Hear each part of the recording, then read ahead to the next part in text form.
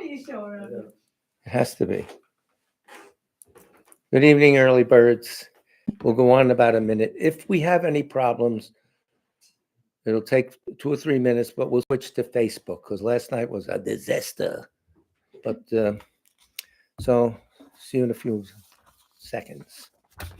Oh, Kit Randolph says he's still dead. Yes. The idea is he's dead today. Chances are he'll be dead tomorrow. Don't do that to someone's eye. You'll take it out. Really? Yeah, the laser is very dangerous. Oh, sorry. Good evening. It's 7 o'clock here in the 7 p.m. actually in the northeast of the United States. And this is the Tibet Center, Kunchab Tar Duling, a Buddhist meditation and study center located in northern New Jersey and New York City. And this is our twice weekly presentation of the Buddha Dharma. Specifically, the main portion of our class is the Stages on the Path to Enlightenment, the Lamrim Chenmo, written by Tsongkhapa. But we have, as you know, a variety of things for the people who are new to Buddhism, etc. So all the prayers we say, by the way, are on the website in the FAQ section. Scroll down to prayers. And also, if there's anyone for whom you want us to pray for, place their names in the chat box or wherever, or text it over to us and we'll recite it. So we'll start. Prayer for the spreading of the teachings throughout the length and breadth of the West. By the force of the blessings of the non-fallacious three precious gems and of the truth of our pure selfless wishes, may the precious Buddhist teachings flourish and spread to the expanse of all areas throughout the length and breadth of the West. For all the people living there, together with their near ones, who have engaged in the teachings and have faith and respect for them, may all conditions adverse to their practice of the pure Dharma be dispelled, and an excellent collection of favorable conditions increase like the waxing moon. And especially for those who work on methods to accomplish the flourishing and spreading of the victorious one's teachings, which are the source of benefit and happiness, may they never be oppressed by masses of interference and adverse conditions, and may this spontaneously happen just as we have hoped and wished. The Heart Sutra. Thus have I heard once. The Blessed One was dwelling in the royal domain of the Vulture Peak Mountain, together with a big gathering of great monks and great bodhisattvas. At that time, the Blessed One entered the samadhi, which examines the dharmas, called profound illumination, and at the same time, noble Avalokiteshvara, the bodhisattva, Mahasattva, looking at the profound practice of transcendent knowledge, saw the five skandhas and their natural emptiness. Then, through the inspiration of the Buddha, Venerable Shariputra said to Avalokiteshvara, how should those noble ones learn who wish to follow the profound practice of transcendent knowledge? And Avalokiteshvara answered, Venerable Shariputra, whoever wishes to follow the profound practice of transcendent knowledge should look at it like this, seeing five skandhas and their natural emptiness.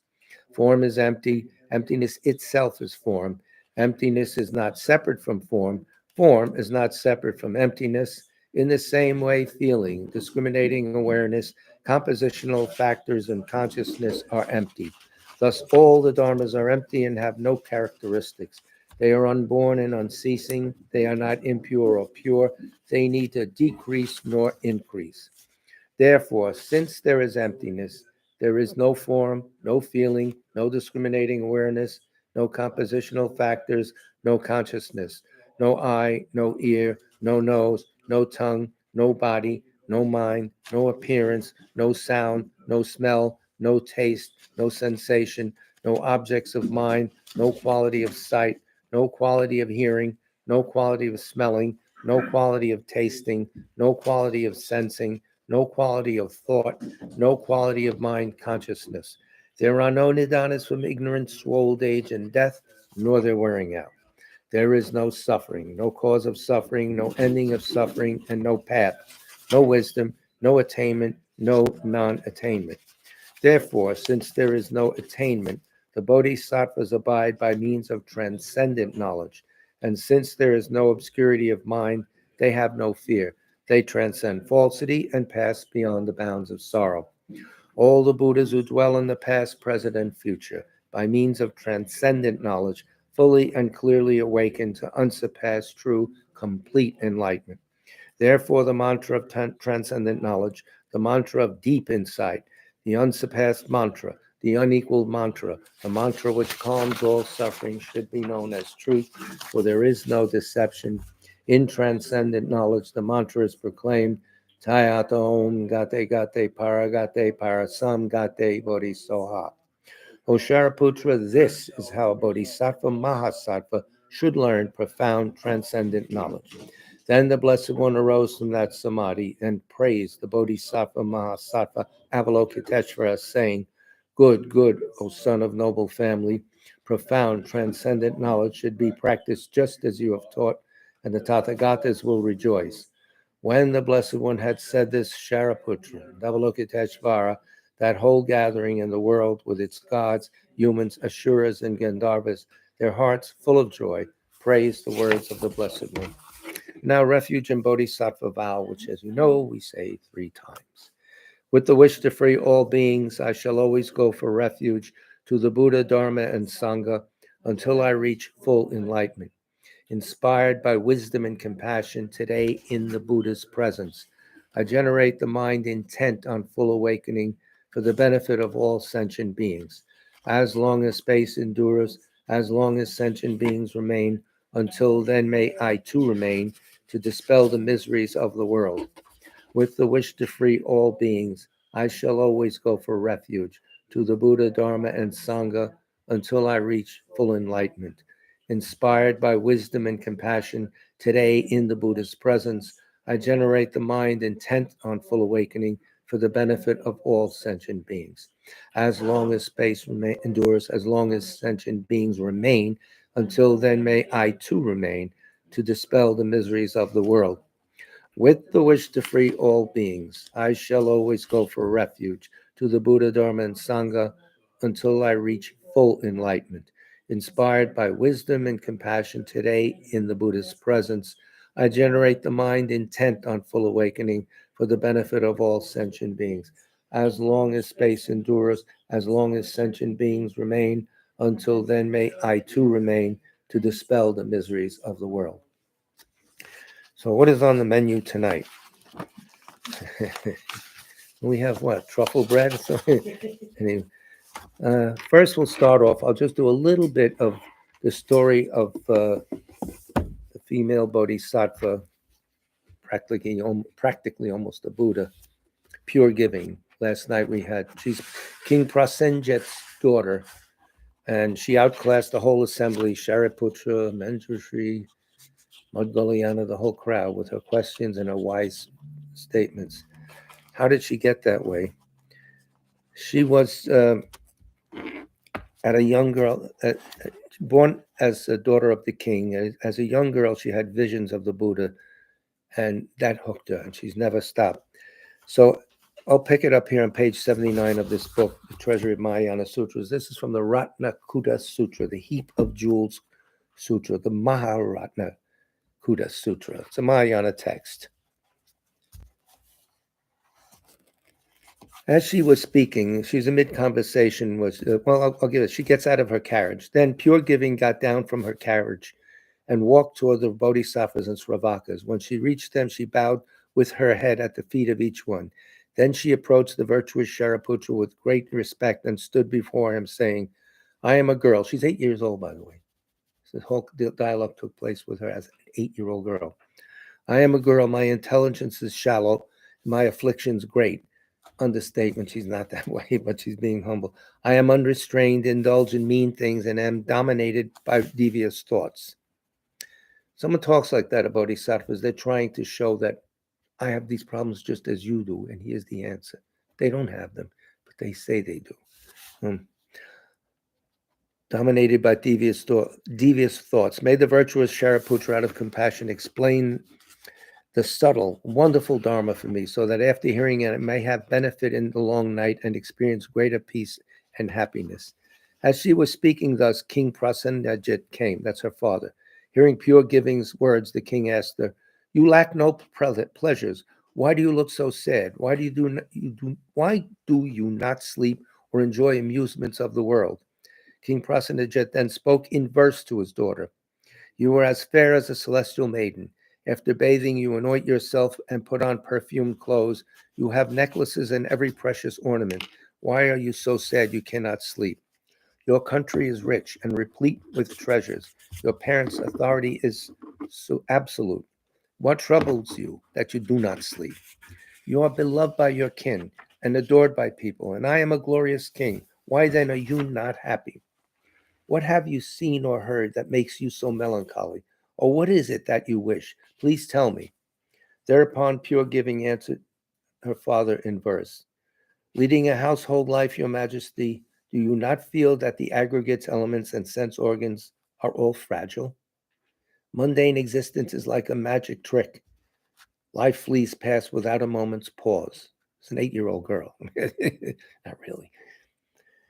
How can one sleep well after taking poison? How can one be joyful when dying? How can one expect to live while falling from a cliff? So it is to dwell in the world of appearance. If a person lives among serpents, how can he sleep or lust? The 4 elements are like poisonous snakes. How can one derive pleasure from them? When surrounded by enemies and hungry, how can one be happy? When surrounded by hostile nations, how can you, my father, be at ease? Ever since I saw the world-honored one, the Buddha, I have resolved to become a Buddha. Your Majesty, never have I seen or heard that a bodhisattva relaxes his efforts for an instant. So that's from this Maharatnakuta Sutra. If you're interested, you can indulge. I think it's online as a PDF. So whatever, it's available on all the stores. Now, we have a nice piece of interesting literature. This is a book just came out recently, I don't know, about a year ago. The Supreme City of Mahamudra, it's called. I always put up on the screen in case you're interested. This is teachings, poems, and songs from the Drukpa Kagyu lineage about Mahamudra. So what we'll do is I'm going to check the time constantly. You know me, I'm paranoid about time.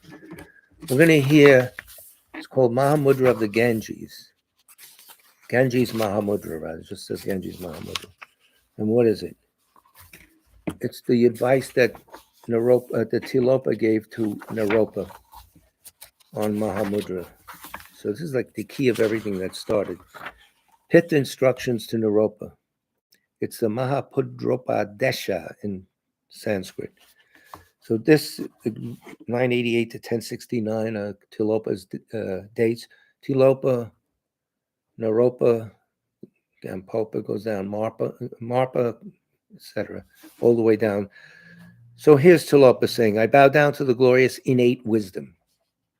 They're talking about, this is a very high practice, by the way, but it's good to hear it because it's good to get the imprint.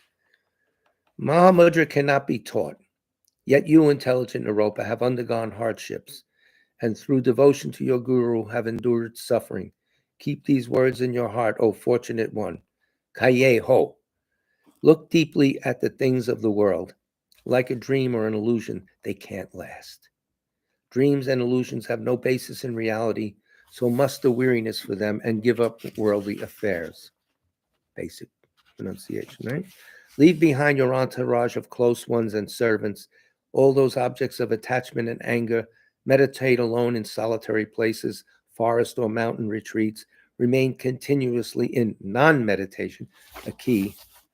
Stay. That's the way they speak in that lineage and in the lineage of Mahamudra. If non-attainment is attained, this is attaining Mahamudra. That's exactly the way they talk. So you have to fish your way through these meanings. Samsaric things are meaningless, the cause of grief. Constructed things have no essence. So look at the ultimate. The intellect cannot see the meaning beyond concepts. Deliberate activity cannot acquire the meaning of non-doing. If you want to secure the meaning of non-doing beyond concepts, cut the root of mind and let awareness rest nakedly. I'm not going to comment on this. That's very high practice, but you can get the idea of it.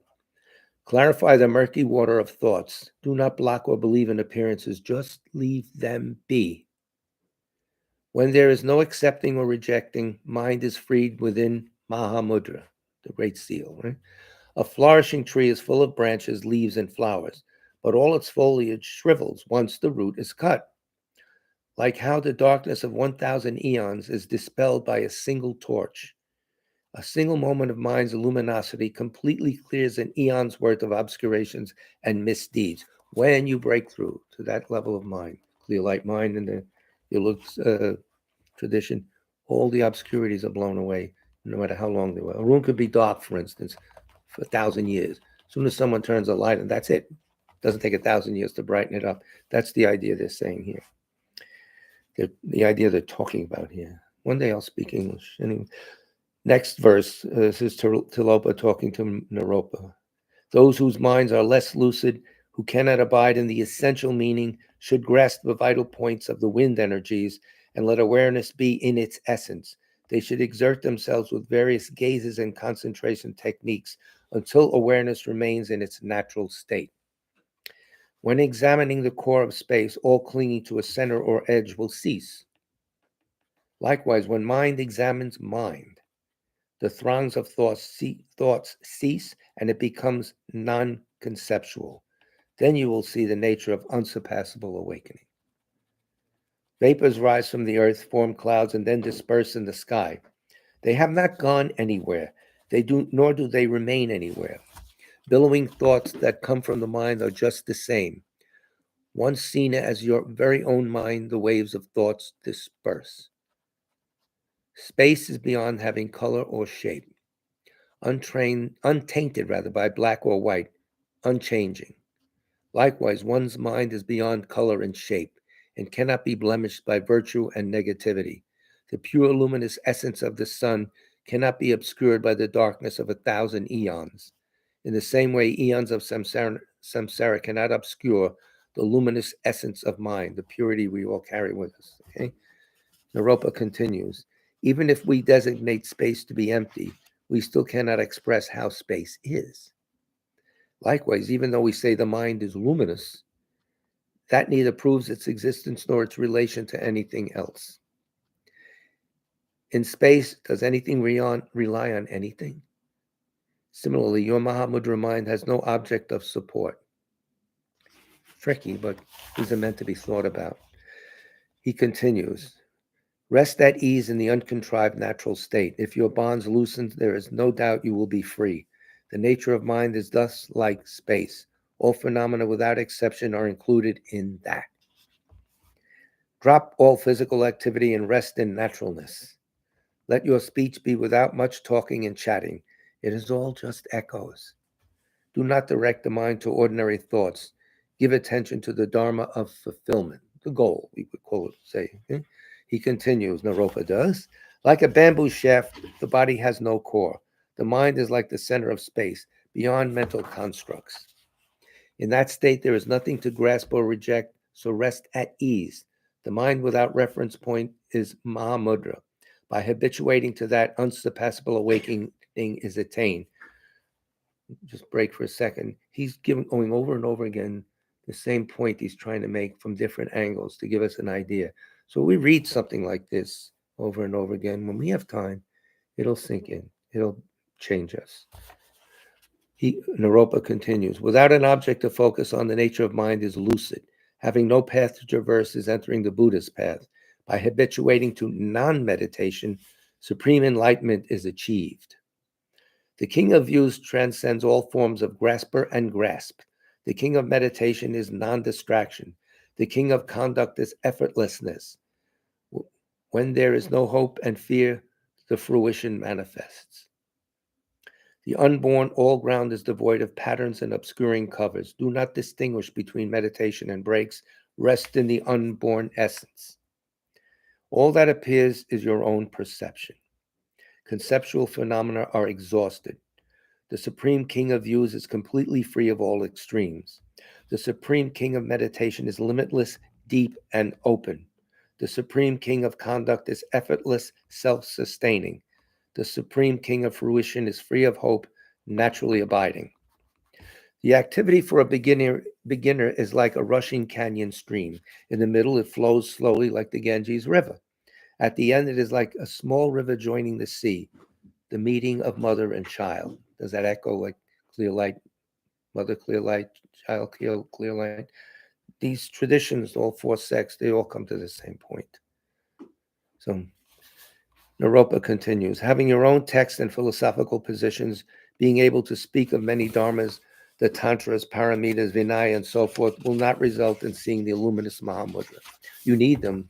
Don't say we're to a point. Now he's talking to people that have reached the point where they can practice Mahamudra. You have to have the preparatory. I've heard that from several Dzogchen teachers too.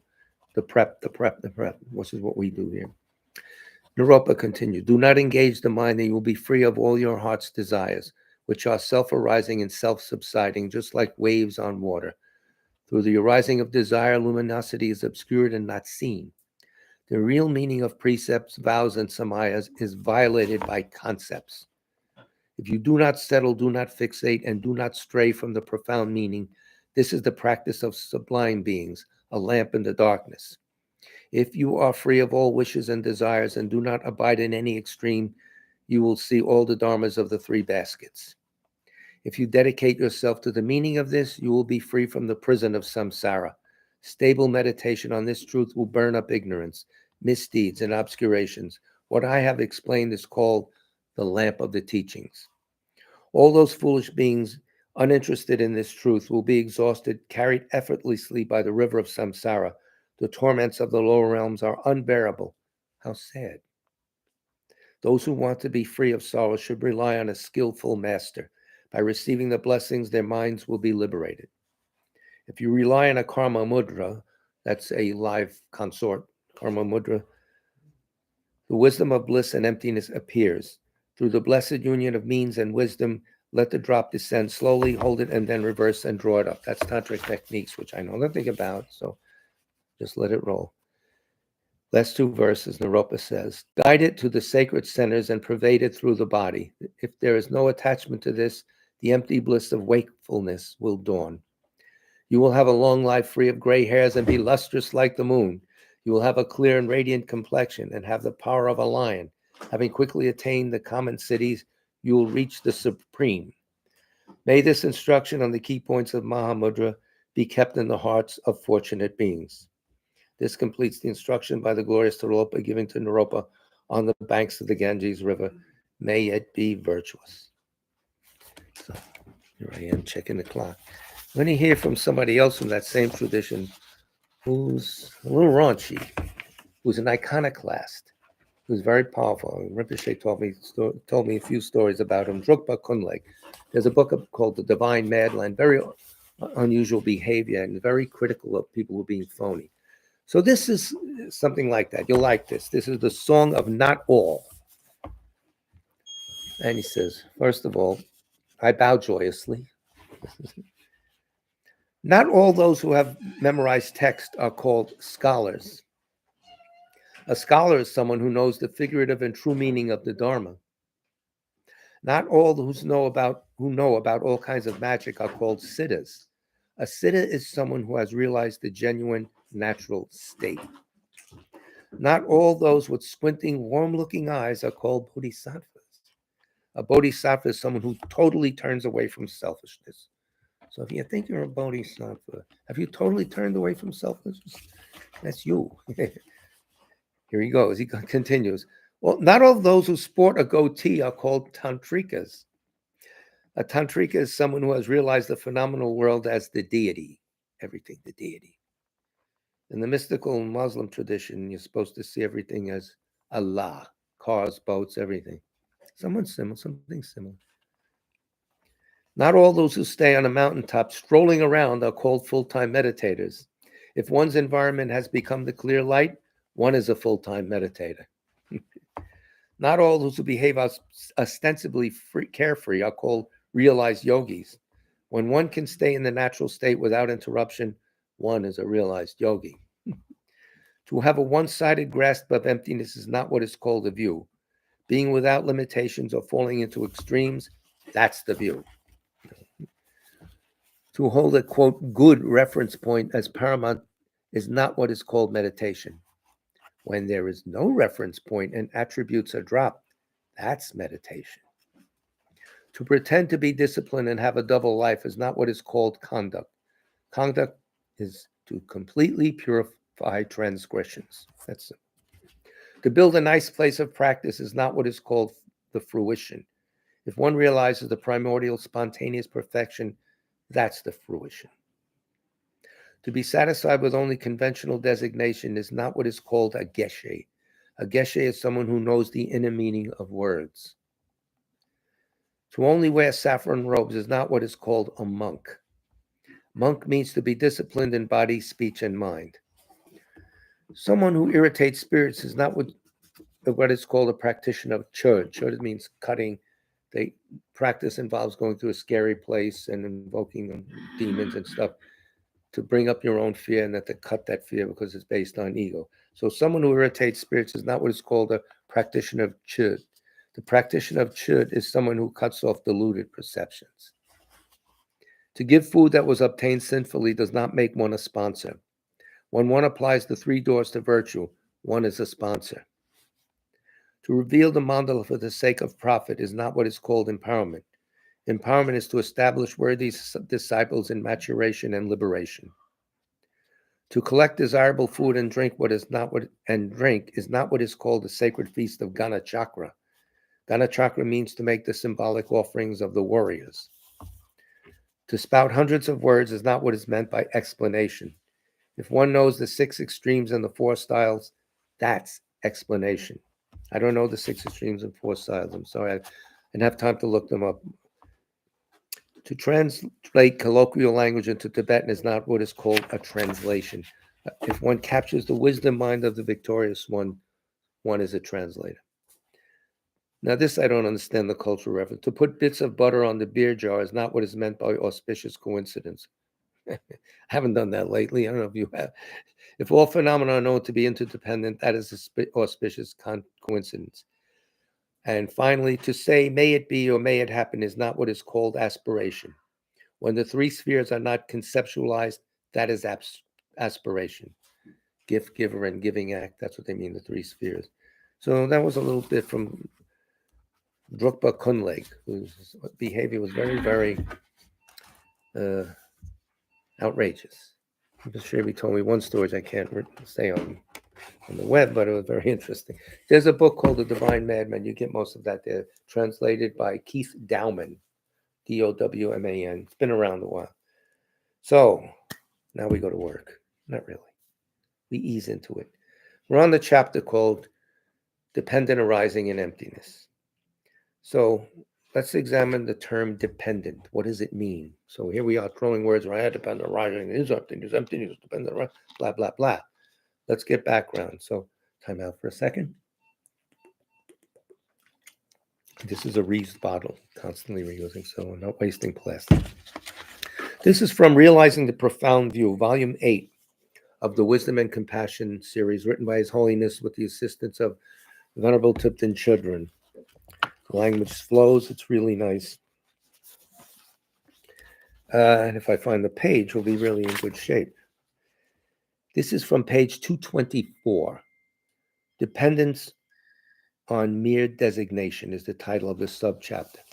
So it's going to be all about the meaning of dependence and how to apply it. And it's very sound advice for us, because when you start throwing these words around, if we can't attach good meaning to it, we get bored, we get confused, we recite slogans, and we go nowhere. We bore everybody. So dependence on mere designation. Dependent designation in general encompasses mutual dependence. This is 3 parts now. Dependence on parts and imputation and dependence on a basis of designation. 3 things. They get more subtle. Dependence in general, mutual dependence, dependence on parts, and dependence on designation. When speaking of dependence on mere designation, mere emphasizes that neither the object nor its basis of designations exist inherently. So we're looking at something, the bottle, that's the object, it's the basis of designation. We look for its mode of being. So that's what he's talking about. They exist by mere imputation without any existence from their own side. It got to be called bottle by just designation. But we won't belabor this point. You always hear there's no tableness in the table. Right, so let's see if His Holiness can make that a little more clear. Generally speaking, not all phenomena are mutually dependent, whereas all phenomena exist by mere dependent designation. So what is mutually dependent? He now explains. Left and right are mutually dependent, but pot and pillar are not. No. You get the idea? However, all of them are dependently designated. That's what we do. Everything we see is a designation that our mind is putting on it. Designated object and basis of designation, as well as car and car parts, are mutually dependent and dependently designated. So you can't have a car part without a car being there. Can't have car without parts. Can't have left without right. It's a subtle dependency. He'll explain that. Causal dependence, dependence on causes and conditions, is easier to understand than mutual dependence, which is easier to understand than mere dependent designation. So this is the sequence of difficulty. So you get used to the easiest one first and proceed that way. However, reflection and meditation on them need not be done in sequence. You can go back and forth among them, whatever you're in the mood for. The three different terms of subtlety. Mere dependent designation is subtler than mutual dependence, which is subtler than causal dependence. So this is good. It gives us a good gestalt, a good framework. Causal dependence is evident in daily lives. We initiate particular actions because we know that with proper conditions, they will bring the desired effect. We heat up the bread so it's nice toasted. We know it'll get toasty. That's it. Simple like that. Okay? Mutual dependence emphasizes that to posit one object of quality, another one must be posited as well. For up to exist, so must down. For someone to be a leader, followers must exist. Mere dependent designation goes deeper. When we see someone's body, we say, oh, there's Tashi, or there's George, or whatever you want to. We give a name, although we may not say it verbally. We're doing that mentally. There's someone, there's this, there's that, there's the horse, you know. This is subtle because in dependence on the basis of designation, an object is imputed. The object has no self-instituting power or existence from its own side. Here's a kicker. The understanding of mere dependent designation brings the full understanding of the correct view of emptiness, in that it eliminates the two extremes of absolutism and nihilism, eternalism and nihilism.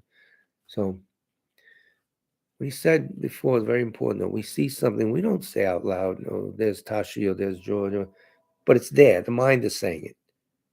But if you look carefully, the mind is saying something that's really not that accurate. Yes, he's different from the other guy who's not George, but there's nothing inherent in that person that makes him George or Tashi. He'll explain. Reflecting on mutual dependence flows into contemplation on dependent designation. Here's a meditation tip. We think I from our own perspective, and that leads to differentiating ourselves from others. I and others, mutual dependency, self and other. They seem in a mutual dependent relationship. We don't think this way now, but he's pointing this out to us. Although I and others are established as mutually dependent, we still feel that this I exists independent of others. If it did, then everyone would look at us and think I. Well, there's I, and there's I. Think about it. The consequence of calling that idea in your head means that everybody's going to call you I. But they don't. They see us as others. It is like this and that side of the valley. The side where we stand is called this side, and the other side is that side. But when we go to the other side of the valley, it becomes this side, and the side where we previously stood is that side. Simple as that. Go over this. From this, we understand this and that. I and others are not established independently, although they feel that way. Our way of thinking of I and others is false. We are not independent, unrelated entities, but are mutually dependent and designated in relation to each other. Hard to understand this. It doesn't seem instinctual, doesn't seem automatic. It's get used to it. Well, let's try to. If you don't like it, put it aside for a while, but think about it once in a while. We can't talk about I without an awareness of other. We cannot call one side of the valley this side without calling the other side that side. We don't announce this. We don't go over this every time, but it's underneath. It's there. Since I and others, His Holiness goes on, are not independent entities, they must be dependent, either or. They're not independent, then they must be dependent. Specifically, they are mutually dependently designated based on our perspective. Based on our perspective. Okay? Here, understanding I and others as mutually established has a different flavor than understanding them as mere dependent designations, although the former understanding leads to the latter. In other words, understanding the mutuality leads to the dependent designation understanding. So in sequence. As we delve deeper into the meaning of dependence, it becomes evident that phenomena exist by being merely designated independence on their basis of designation. We see the BMW out there, and we say there's a BMW, there's a car on the basis of the gathering of the parts, whatever its designation. There is the designating object, let's say a table, we're back to tables again, and its basis of designation, the collection of parts. The mind conceives the object independence on the collection of parts and gives it the name table. The mind conceives the object independence on the collection of parts and gives it the name table. Doesn't yell it out, but mentally go, oh, table. If we try to find the essence, the true reference of the term table, nothing can be found. We never do this, so we don't worry about it. But if you want to get to the end of suffering, you have to start thinking this way. There is nothing in the parts that can be objectively identified as the table. There is no intrinsic nature that makes it a table. So how did it get there? Independent of all other things. How did it get there? The table exists by mere designation. Yeah, that's a table. The mind is playing with reality. The mind and reality are close. So this is what's going on here. For Prasangikas, merely or mere eliminates any objective existence from the side of the object. And now he's going to quote Tsongkhapa's final exposition of wisdom, which is a text in English. Page 202, 203. I think the text is upstairs in the library here, and I have a copy at home. It's heavy. Translated aptly by Jeffrey Hopkins, by the way, who's improving in health. Bless his heart. Tsongkhapa says, all phenomena are also described as posited by conceptuality, like the imputation of a snake to a rope. Here comes the snake again. But it's easy to hold a snake in your mind. It's just a little scary, so you pay attention. They're clever. The rope's speckled color and mode of coiling are similar to those of a snake. And when this is perceived in a dim area, the thought arises with respect to the rope, this is a snake. Dim area. Yeah, we'll explain that in a second. As for the rope, at that time, the collection of parts of the rope are not even in the slightest way positable as an illustration of a snake. Therefore, that snake is merely imputed by conceptuality. You got frightened, snake. In the same way, Tsongkhapa continues, when the thought I arises, independence on the aggregates, your body and mind conglomeration, nothing in terms of the aggregates, neither the collections, that is the continuum of the early and later moments, nor the collection of the parts at one time, nor the parts of those mental and physical aggregates, is even the slightest way positable as an illustration of that I. The dimly lit area is our mind that's not sharp. So His Holiness now explains that quote. We're on page 226. In a dimly lit place, we see a long coiled speckled object in the corner, and thinking that there is a snake, we are terrified. When the mind's not aware of what's really real, we get terrified, we get frightened, we get aggressive, all that, because we're in a dimly lit mind. But when we turn on the light and see it is only a rope that we have mistakenly imputed to be a snake out of fear, to be a snake, our fear vanishes, and we chuckle at our error. That was a snake. Anyway, one time I got bit by a coil of rope. Never mind, that's a stupid joke.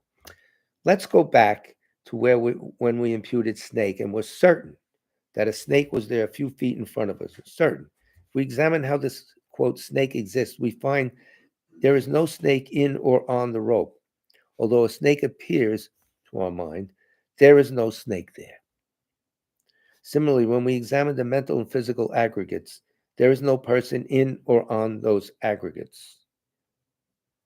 There is nothing whatsoever that can be located or found to be a person, even though an inherently real person appears to us. And boy, does it. Don't tell me this, don't do that. We're constantly defending this thing that really isn't there. That's really weird, but it's true. This I that we're holding on to that gets insulted, that's this, it's not there. Well, how did it get there? We imagine it to be there and then carry on. We're our own worst enemy. I was told that many times. Well, what can I say? His Holiness continues, page 226. When, quote, snake is erroneously imputed to a coiled, speckled rope in a dimly lit area, there is nothing on the side of the rope that's a snake. So where the snake come from? A mistake from us. When snake is imputed to a coiled, speckled body of a snake, we know a dangerous animal is nearby. A real snake. Oh, there's a snake. We're in the zoo. We're looking at snake. Oh, there's a snake. But still, there's nothing on the side of the sentient being's body that is a snake. He's getting very technical now. Where is that thing that is a snake? It's not its skin. It's not its this. Everything is designated. And we let it go without examining. But if we examine where is the thing that's snake and non-snake, can't find it. We may say, wait a minute, there must be something that is a snake from the side of the snake body for it to function like a snake and to be correctly imputed as a snake. There's got to be. Yeah. If there isn't something from the side of the snake's body that makes it a snake, then there's no reason for that to be a snake and for a rope not to be a snake. So there, the counter argument. This is the view of the Svatantrika, the school right below Prasangika, who assert that although the person is imputed, there is something on the side of the aggregates that makes them a valid basis of imputation of the person. There's something there. There ain't. If there is, bring it. So His Holiness continues. That is, within the basis of designation, there is something that is the object. However, if we search for what that findable essence is, that makes that sentient being with a long coiled body a snake, there is nothing in the individual parts or the collection of parts that is the basis of designation that is its basis of designation, nothing in its basis of designation that we can pinpoint. There's no pointing out snake reality. Nothing. There's parts and this and this. This is deep. This is the highest knowledge in Buddhism, the doctrine of emptiness. There are slicker techniques later on to bring this up stronger and stronger, but this is the philosophy. There's none higher. Just as a snake cannot be found in the rope or in any parts of the rope, I can't be found anywhere in the aggregates. For this reason, it is said that objects are mere names.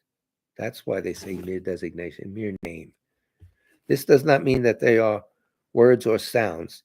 If a tree were a sound, it couldn't grow leaves. Being mere names, and here's a key definition. Being mere names means that phenomena exist by being merely conceptually designated. They have no findable essence on their own. They require a designating consciousness. And how do we know anything? And how are things known? They're only known by minds. The tree can't know a rock. So something like that. He gives you a few little reflections to do, which we'll read through very quickly because these can help us. Imagine being in a dimly lit place and unexpectedly seeing a snake just a few feet away. Startled, you feel afraid. Yes, you would. Excuse me. Then you turn on the light. You get up in the middle of the night, walking around. Is that a mouse? You turn on the light. No, it's the socks you left on the floor, stupid. Things like that. These things happen to us. So now we can recall. Snakes we don't find, except the nun Marianne found a snake in her kitchen in Dharamsala. And of course, she called the snake guy. There's a guy that runs around and collects snakes and gets rid of them for you. Life in the fast lane in Dharamsala. So if you turn on the light and relief floods you because you realize it's only a rope. There's no snake there. It's only my socks. It's not a mouse the cat killed or something. This has happened. Has that happened to you? They say, "Oh, you're not wearing socks." It must have. Never mind. Now think, I am here and feel the strong sense of I. You were terrified. Now what a relief. I. What's this I that was feeling terrified and now feels relief? Reflect that just as there is no snake in or on the rope, there is no I in or on the aggregates, body and mind complex. There is simply the appearance of a person, but no inherently existent person exists. So put that in your bong and smoke it or whatever. It's another way of looking at things. His Holiness is a master, and this is the most modern presentation he's done. It's 9 volumes are out now. This realizing the Library of Wisdom and Compassion. The 10th will be on Tantra. It's not out yet. I think it comes out next year. It's a masterpiece. It starts from ground zero for people just interested in Buddhism, volume 1, 2, 3. It brings you along and exposes very heavy concepts to you with clean, smooth language. I find it very essential. I mean, I can't get by without. It's helped me quite a lot. I wish I was smarter and be able to articulate the points better, but he does a good enough job, so you don't have to do anything. He's done it for you. All right. Now a short bit. We have like 15 minutes. So we'll go back to the chapter itself, but we won't go directly back. No, we're going to get help from Geshe Sopa, as we always do. A few quotes on the chapter Dependent Arising and Emptiness before we hit the chapter itself, the root text itself. The special quote, Geshe Sopa on his volume 5, Steps on the Path to Enlightenment, page 107. He says, the special quality of the Madhyamaka system is that it not only propounds emptiness, it also upholds conventional reality. It should be no problem doing that, but people, when they hear emptiness, they mean that everything is a void, there's nothing there. And conceptuality is all false. You get rid of that, and the realities of a stupid idea. That's not the way it is. So in the Prasangika system, both are equally valid. And in our life, it's equally valid. So in teaching emptiness, the Madhyamaka specifies that what is negated and then shows what is left over, conventional reality. That's all. Legitimately left over, if you want to put it that way. In fact, the Madhyamaka clearly explains conventional reality, ultimate reality, and the necessary connection between them better than any other philosophical system. What is this necessary connection? We can express it as everything is empty of inherent existence because of being dependent, and everything is dependent because of being empty of inherent existence. Make the little equation on the board, dependent arising equals emptiness, etc. You want to go that way. Both permanent and impermanent things are dependent. The former depend on their parts and on being imputed by the mind on a suitable basis. They don't depend on causes because they're uncaused, space, for instance. But most of the things are caused. The latter depend on these two as well as causes and conditions. So everything is dependent somewhere. So everything is empty. Vous comprenez? You got it? Capisco? It is because everything is empty of inherent existence that causation, change, and existence itself are possible. That's what we said last class. You look at causation as a key to go through learning emptiness. And causation is something we don't need a special yogi mind to see. This causes that causes this, I do this.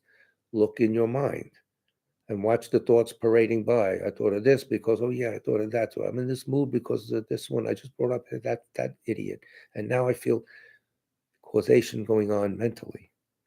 Things are caused, they're not inherently existent because inherent existence means things are static. They're not dependent on anything. Nothing creates them. They don't go out of business. They're there. Nothing is that way. But we somehow instinctively think that's the way things are. I do. I don't know. Maybe I'm the only one. I don't know. So it's because everything is empty of inherences that causation, change, and existence itself are possible in a flow, in a flux. Therefore, those who genuinely understand the emptiness of inherent existence also accept dependent arising. And last night we said there's 2 ways to start realizing emptiness. That's for the simple people like me. Look at impermanence and then look at causation. Things are kinetic, they're flowing. So they can't be inherent existence no matter how much we think. could start that way. I find it very easy, and I don't have to memorize what this one said versus that one, who thinks this. That'll come. But right now, I have to get a better orientation. How those systems contradict the distinguishing feature of Madhyamaka. We're not going to go through these arguments now because everybody will be bored. But here's a point he makes on page 108. Inherent existence is like a rabbit horn. It is totally non-existent. You can't say it's conventionally inherently existent. There's no such thing. That's it. None. Zero. Zilch. Niente. I don't know. There is no inherent existence. It can't be. If you examine and think about what inherent existence really is, inherent existence really is, you'll realize, yeah, there is none. Where is it?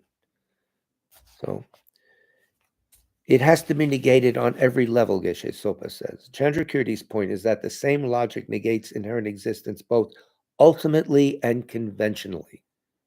One school says, all right, we designate this conventionally because there's something there. But ultimately, it's not inherently existent. Hang on, you just stepped on your own foot. So, if these scholars admit to accepting Chandrakirti's rational analysis in negating inherent existence, then they should reject inherent existence ultimately and conventionally. They should reject inherent bondage, inherent liberation, an inherent path, inherent causes, and so on, even conventionally. This echoes the thing, there's no Buddha to attain, there's no this, there's no that. That's what they mean. No inherent. This is very clear in Chandrakirti's view.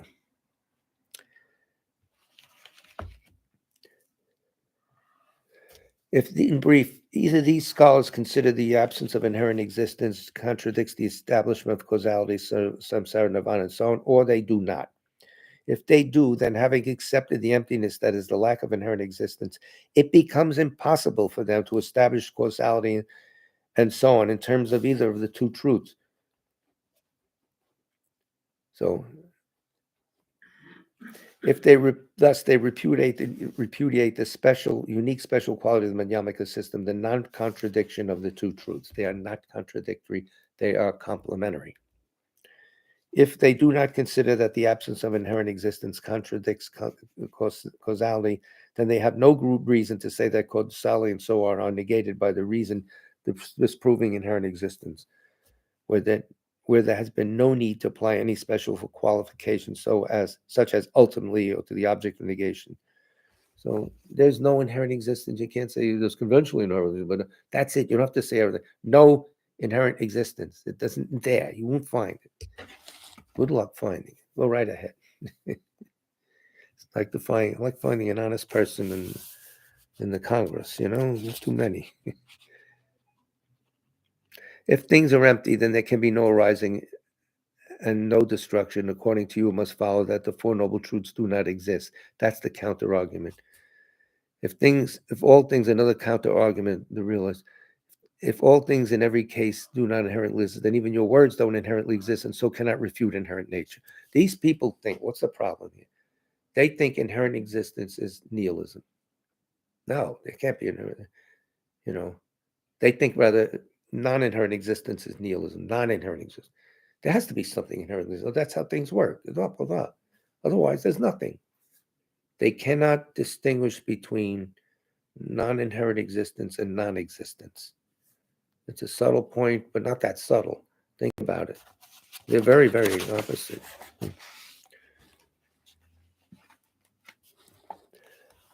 He's saying that how could things that are non-inherently existent cause effects, etc., right? They have to be. And he gives a little example. Visual conscious, if you see something in a mirror, the face isn't there, not really there, but it does affect you. Oh, I have to shave, I have to wash my face, or something like that. It works, even though you know. Similarly, things are illusory, but they work. Non-inherent existent buckets carry water. Okay? Think of it that way. The main point, and he says this on page 110, the bottom, is that total non-existence and emptiness of inherent existence are not the same. It's just a jump that the mind makes without any reason. The non-inherent world. Things have to be solidly there. Come on, I could touch things. Be careful. No. Let's see. Nagarjuna says on page 111 that the consequence of asserting that things exist by their own nature is that one must accept that things exist without causes and conditions. Where does this happen? They exist by themselves from their own side. Oh, yeah, they exist without cause. Well, we don't think that things are caused. So now you start to think about how things are caused. And that starts to break the rock of inherent existence. That cracks samsara. Because believing in inherent existence is what's making us suffer. It gives us dukkha, the state of samsara, and not sukha, bliss. And what's dukkha? Dukkha is the state where it's impossible to have total satisfaction. Best definition I ever heard. Samsara, if you're in samsara, you cannot have total satisfaction. Things are not reliable, and so on and so forth. The realists themselves never say that there are no causes and conditions. Not only do they accept karma, the Four Noble Truths, and so on, but they also believe them to be truly existent. How could they, if they're in motion? Truly exist in appearing, existing that as they appear. That's the truly is a key word. Truly existent means they exist as they appear.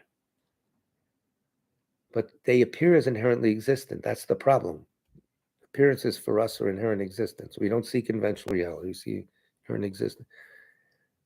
They have the implication of them being truly existent is that there's no causes and conditions. How could you have no causes and conditions? So always look at causes, etc. If the realists continue to hold that all things exist by their own nature, then they must accept the unwanted consequence. Here we go. Of that belief. All things are without causes and conditions. Are they? Stick your nose in these things. And your nose is not in there. So anyway, we'll leave it at that because it's late and everybody's real tired. And we have to say prayers for. Darren, you have any other names? Kit Randolph Wilson. What happened to the selection of prayers? Oh, here it is over here. Sutra, the recollection of three jewels. And you can, as you say this prayer, think of anyone you know who's died recently, a year ago, whatever. And of course, all the horrible people who are dying in terrible situations. Middle East, Ukraine, Darfur, horrible situations. Darfur today. We're fortunate to have Buddhism. I prostrate to the omniscient one. Thus the Buddha, Bhagavata, Tathagata, Arahat, Samyak, Sang Buddha, the learned and virtuous one, the Sugata, the knower of the world, the charioteer and tamer of beings, the unsurpassable one, the teacher of devas and humans is the Buddha Bhagavat. The Tathagata is in accord with all merit. He does not waste the roots of virtue. He is completely ornamented with all patience. He is the basis of the treasures of merit. He is adorned with the minor marks. He blossoms with the flowers of the major marks. His activity is timely and appropriate. Seeing him, he is without disharmony. He brings true joy to those who long with faith. His knowledge cannot be overpowered. His strengths cannot be challenged. He is the teacher of all sentient beings. He is the father of bodhisattvas. He is the king of noble ones. He is the guide of those who journey to the city of nirvana. He possesses immeasurable wisdom. He possesses inconceivable confidence. His speech is completely pure. His melody is pleasing. One never has enough of seeing him. His form is incomparable. He's not stained by the realm of desire. He's not stained by the realm of form. He's not affected by the formless realm. He is completely liberated from suffering. He is completely and utterly liberated from the skandhas. He is not possessed with dhatus. His ayatanas are controlled. He has completely cut the knots. He is completely liberated from extreme torment. He is liberated from craving. He has crossed over the river. He is perfected in all the wisdoms. He abides in the wisdom of the Buddha Bhagavats who arise in the past, present, and future. He does not abide in nirvana. He abides in the ultimate perfection. He dwells on the bhumi where he sees all sentient beings. All these are the perfect virtues of the greatness of the Buddha Bhagavat. The Holy Dharma is good at the beginning, good in the middle, and good at the end. Its meaning is excellent. Its words are excellent. It is uncorrupted. It is completely perfect and completely pure. It completely purifies. The Bhagavat teaches the Dharma well. It brings complete vision. It is free from sickness. It is always timely. It directs one further. Seeing it fulfills one's purpose. It brings discriminating insight for the wise. The Dharma, which is taught by the Bhagavat, is revealed properly in the Vinaya. It is renunciation. It causes one to arrive at perfect enlightenment. It is without contradiction. It is pithy. It is trustworthy and puts an end to the journey. As for the Sangha of the great Yana, they enter completely. They enter insightfully. They enter straightforwardly. They enter harmoniously. They are worthy of veneration with joined palms. They are worthy of receiving prostration. They are a field of glorious merit. They are completely capable of receiving all gifts. They are an object of generosity. They are a great object of complete generosity. The protector who possesses great kindness, the omniscient teacher, the basis of oceans of merit and virtue, I prostrate to the Tathagata, pure the cause of freedom from passion, virtuous liberating from the lower realms. This alone is the supreme ultimate truth. I prostrate to the Dharma, which is peace. Having been liberated, they show the path to liberation. They are fully dedicated to the disciplines. They are a holy field of merit and possess virtue. I prostrate to the Sangha. I prostrate to the Buddha, the leader. I prostrate to the Dharma, the protector. I prostrate to the Sangha, the community. I prostrate respectfully and always to these three. The Buddha's virtues are inconceivable. The Dharma's virtues are inconceivable. The Sangha's virtues are inconceivable. Having faith in these inconceivables, therefore the fruitions are inconceivable. May they be born in a completely pure realm. Our next class will be next Tuesday night at 7 o'clock in the University Settlement 273 Bowery in New York City in the East Village. And the class after that will be right back here at the Parsonage House in South Orange. Thank you for your patient listening. Look for causes. Big love to all of you. Take care, guys.